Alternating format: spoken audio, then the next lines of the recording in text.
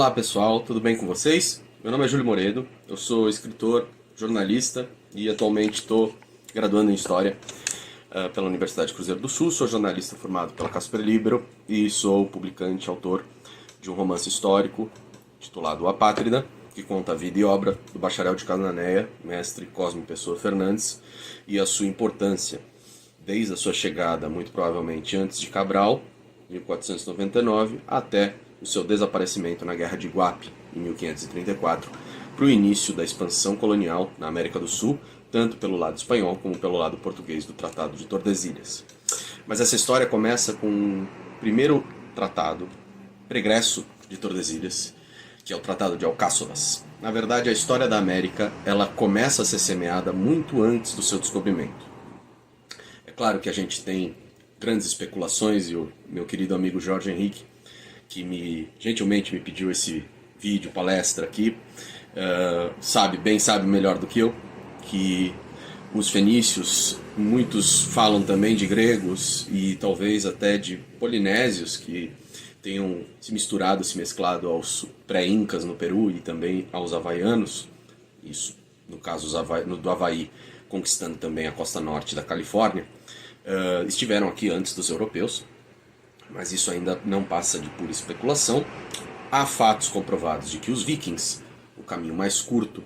né, pela Rota do Norte, pela Islândia e Groenlândia, chegaram à Terra Nova no Canadá antes dos portugueses, que foram os primeiros europeus de fato documentado no finalzinho do século XV a atingir essa área da América do Norte, que é onde fica hoje a fronteira com os Estados Unidos, na Nova Inglaterra, com a Nova Escócia canadense. A Terra Nova é uma ilha bem grande.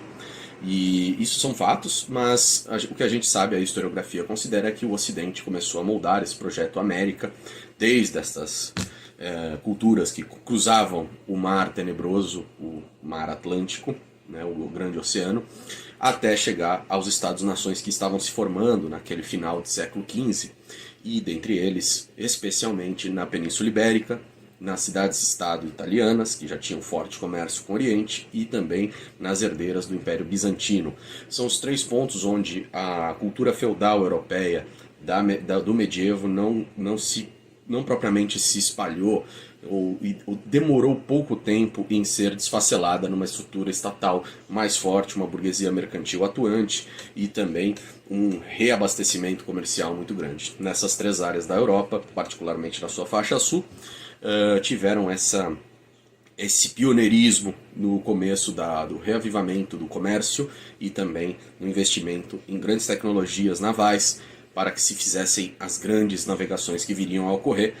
num período aí de 3 décadas de uma maneira bem desenfreada. Por isso que eu costumo dizer que este período da história humana, eu pego aí desde o final da Guerra dos 100 Anos, em 1437, até mais ou menos aí a Reforma Protestante, talvez a União Ibérica em 1580, o mundo mudou de uma maneira única, que talvez nem com as atuais tecnologias do nosso mundo contemporâneo isso pudesse ter ocorrido de uma maneira tão forte como foi naquele período em que as tecnologias eram muito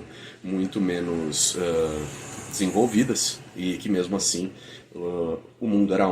e em menos de 100 anos, se você colocar até a Reforma Protestante de 1517, em 80 anos você teve uma mudança substancial na cultura, na sociedade, na religião, na literatura com a invenção da impressão, na religião com as reformas protestantes, com o cisma do Ocidente que teve junto com a Guerra dos 100 Anos, com a superpopulação, a pós-peste negra, na economia, os navios portugueses começando a se expandir pelo sul da África, descobrindo aquela parte ocidental da África, Guiné, Senegal, São Jorge da Mina, São Tomé e Príncipe, as ilhas do Atlântico, a Macaronésia, né? Madeira, Açores, Canárias, né? A Espanha começando a se unificar num país só. Antes era Castela, Aragão, Navarra naquela altura, né? Antes ainda tinha Leão, que deu origem a Portugal também. E então você tem nesse período estas grandes realizações, né? Depois você vai ter aí o início do período de fato mercantil na Europa, a partir destas grandes realizações, e também o reavivamento do comércio começado pelas cidades-estado Gênova, Veneza, Pisa, Florença, com a burguesia italiana também atuando de uma maneira decisiva, e claro, a conquista de Constantinopla, fechando a rota apenas para os venezianos usufruírem, né, no canal do Bósforo. Isso, claro que na luta de classes, né, pegando um viés mais marxista, mas um viés que é realmente correto neste ponto, é que a burguesia mercantil europeia estava, desde o fim das cruzadas, muito sedenta por produtos exóticos e de grande valia comercial, não só pela sua qualidade, né? Desde os alimentos até perfumes, enfeites, aromas para casa do Oriente, que vinham propriamente da Índia, da Malaca, das Ilhas Molucas, da China e da Pérsia, e esse comércio foi simplesmente fechado pelos otomanos quando eles conquistaram Constantinopla e também começaram a subir pela Europa, pelos Balcãs ali, pelos Cárpatos, e começaram a ameaçar inclusive regiões ali do centro da Europa, do Vale do Danúbio, que foi complicado nos séculos seguintes para a cristandade, especialmente para os sacro-imperadores romanos. Mas voltando à Península Ibérica, então, isso impulsionou que ela fosse a pioneira à beira do Atlântico, e Portugal, com a sua pré-experiência na saída a oeste, começasse a moldar. Comprovou-se naquele meio tempo que a Terra era redonda, começou-se a tentar cruzar o final da Ásia, o final da África, porque relatos já desde os fenícios diziam que o continente africano, no astral, teria um fim. E foi nesse contexto que emergiu ao trono de Castela, o reino vizinho a Portugal, ainda com questões feudais a se resolver, Isabel de Castela, apoiada por uma facção da burguesia e da nobreza, contra a sua irmã, meia-irmã, na verdade a sua meia-sobrinha e herdeira natural de Henrique IV de Castelo, de Trastâmara, a Joana Beltraneja. O problema da Beltraneja é que ela era suspeita de não ser filho do impotente, aparentemente, rei castelhano. E ela seria filha de um cortesão, amigo do rei,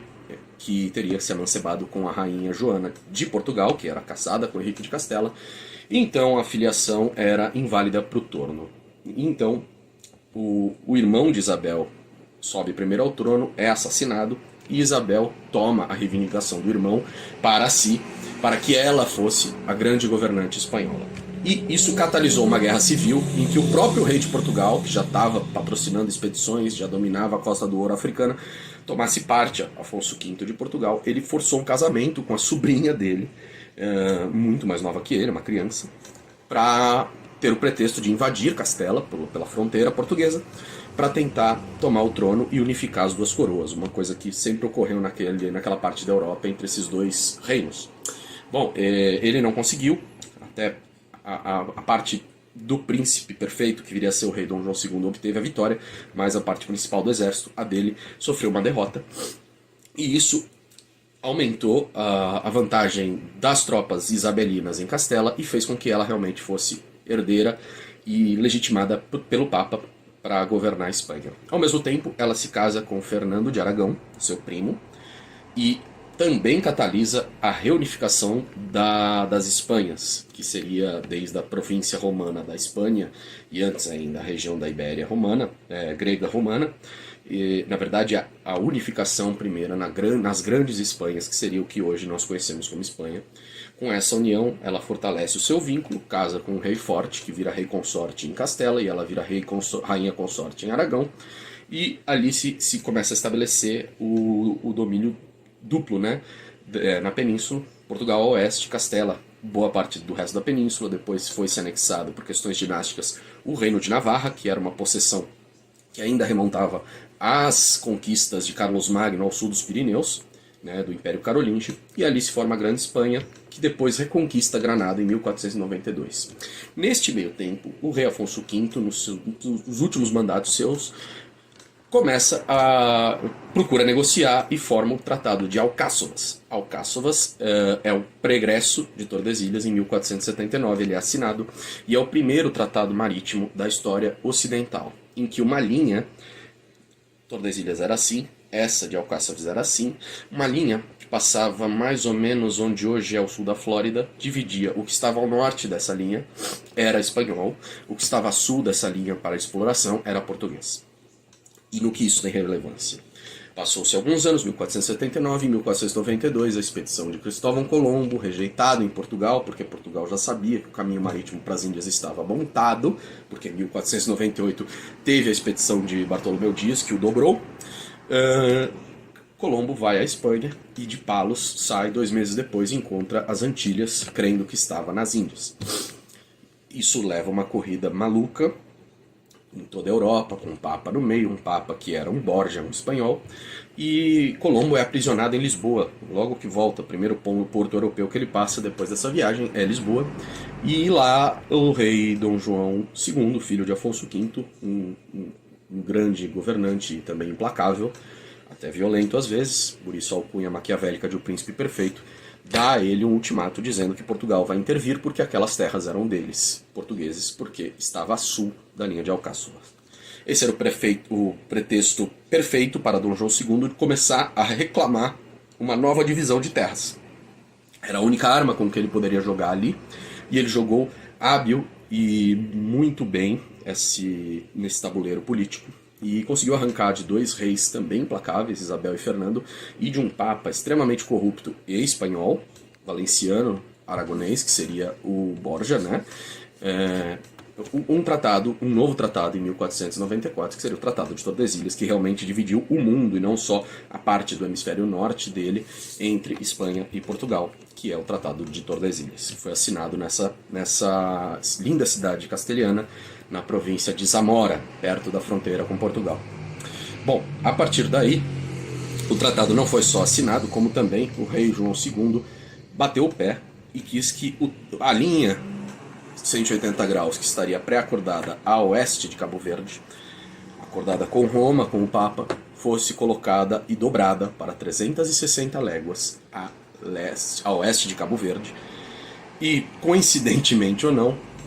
90% do subcontinente brasílico, o Brasil, estava constante nessa nova demarcação. E foi uma exigência dos portugueses e dos assessores de Dom João II na reunião. E depois de muito negociar e ceder as Ilhas Canárias, coisas poucas, algumas possessões, praças marroquinas que Portugal tinha aos montes naquela época para Castela, a questão foi aceite e o tratado então dividia 380 léguas a oeste de Cabo Verde. O que estivesse a oeste dessa linha seria espanhol e o que tivesse a leste, Portugal. Portugal garantia assim a posse do Brasil,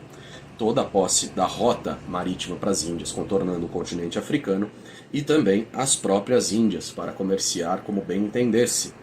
Os espanhóis a partir daí e os portugueses viraram aliados políticos nesse grande xadrez que depois, algumas décadas depois, já incluiria a França do rei Francisco I de Valois, que disse: quero ver o testamento de Adão, dizendo que estas duas nações poderiam partilhar entre si o mundo, a revelia das demais, a própria Inglaterra um pouco depois, e a Holanda, antes ainda dessas duas primeiras, com a sua Companhia das Índias Orientais e Ocidentais, que vieram a se concretizar na época da Guerra dos 30 Anos, da sua independência contra a própria Espanha, que é uma outra questão, mas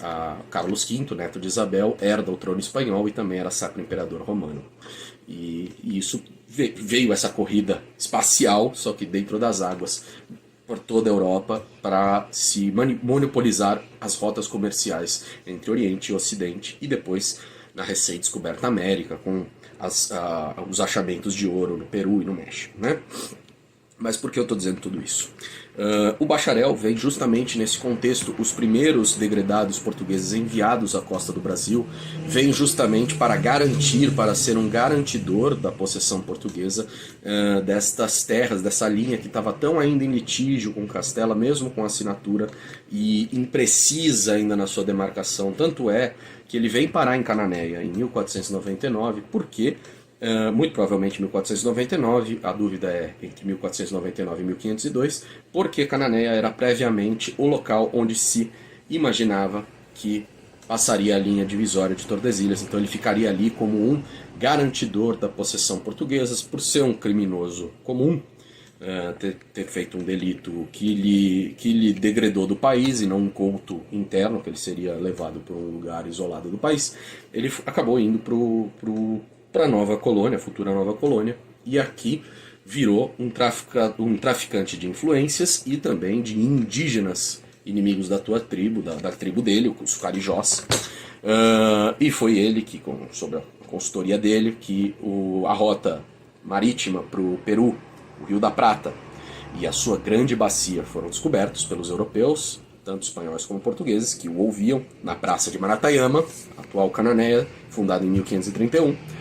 pregressa das suas duas primas gêmeas, São Vicente e Itanhaém, que são de 1532. Na mesma expedição, as três foram fundadas por Martim Afonso de Souza em 1530, 1532, que foi a primeira expedição de fato que veio para demarcar, dividir as glebas e as capitanias entre nobres e efetivamente começar a explorar na economia, na sua essência, as terras do Brasil, que eram antes portos só de paragem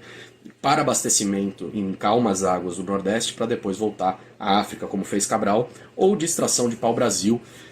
para o reino, ou piratas como franceses, corsários franceses, que faziam isso por baixo dos panos, o que Portugal queria evitar a qualquer custo. E ficou,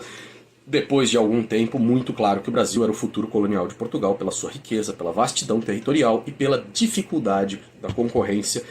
das companhias holandesas e inglesas que depois começaram a proliferar-se no Índico, dificultando ali a posição de Portugal em Macau, em Goa, que havia fundado em Hormuz, no Golfo Pérsico, as posições portuguesas no Extremo Oriente também, em Timor, nas Molucas, né? Mas por que o Brasil, então, demorou a ser oficialmente colocado na rota do mundo, né? Só em 1500, a partir de 1500? Porque era uma questão sigilosa de Portugal, né? Se você juntar todas essas informações que eu dei com a assinatura exigida e Tordesilhas a 380 léguas e colocar essa questão nos diários de bordo de Bartolomeu Dias, de Duarte Pacheco Pereira, de Vasco da Gama, você verá que na volta do Atlântico, que era uma manobra que os portugueses faziam para evitar as calmarias da Guiné,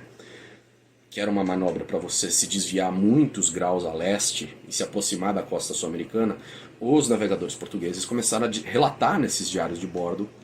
presenças de mosquitos, algas, rabo de asno, que é uma alga costeira, gaivotas, ou seja, sinais de terras, além de ilhas que sugeririam grandes massas continentais vizinhas, né? Isso está nos diários de bordo do Duarte Pacheco, que explorou bem a costa nordestina e um pouco do Caribe, Vasco da Gama, nas suas rotas de viagens para a Índia, as duas que ele fez, e também do próprio Bartolomeu Dias, alguém que bem conhecia essa área, um grande conhecedor das águas do Atlântico, e que não só dobrou o Cabo da Boa Esperança, como muito provavelmente foi o transportador desses degredados como bacharel para as costas do Brasil de maneira sigilosa, para que essa informação não chegasse à Europa e não aumentasse a concorrência para a grande massa de terra que todos já imaginavam ser a América, porque Colombo achava que aquelas ilhas eram parte do leste do Japão, né? E depois foi se vendo com grandes expedições de navegadores como Pinzon, Duarte Pacheco, que se tratava mesmo de uma grande massa de terra, um novo continente que ficava entre a Eurásia e o extremo oriente da Ásia, né? Entre a Europa, a África e o extremo oriente do continente asiático, que é hoje o que veio saber-se a América, que foi dado o nome justamente a um dos exploradores que também se especula que levou o bacharel em 1502, Américo Vespúcio, que também foi um dos primeiros a relatar que era um continente único para o seu patrão, Lorenzo de Médici. Na altura, o Brasil já era possessão portuguesa consolidada minimamente a 360 léguas a oeste das ilhas de Cabo Verde. É isso, pessoal. Eu espero que vocês tenham gostado da pequena aula. Desculpem-me se eu fiz muitos diversionismos, mas a história é isso, ainda mais num período tão rico e tão complexo como este. E eu só posso agradecer a oportunidade ao meu amigo Jorge, do Instituto Histórico e Geográfico de São Vicente, agora de Itanhaém, e espero estar com vocês presencialmente dentro em breve dessa região que me é tão querida. Um grande abraço e vamos manter contato. Meu nome é Júlio Moredo, minhas redes sociais são essas, com esse meu nome. O meu livro trata exatamente desta grande aventura, contada por um homem só, mas uma grande aventura da espécie humana se expandindo para novas terras, por novos oceanos, em nome da religião, em nome da conquista, da cobiça e também em nome da poesia de se estar em um novo lugar. Um abraço.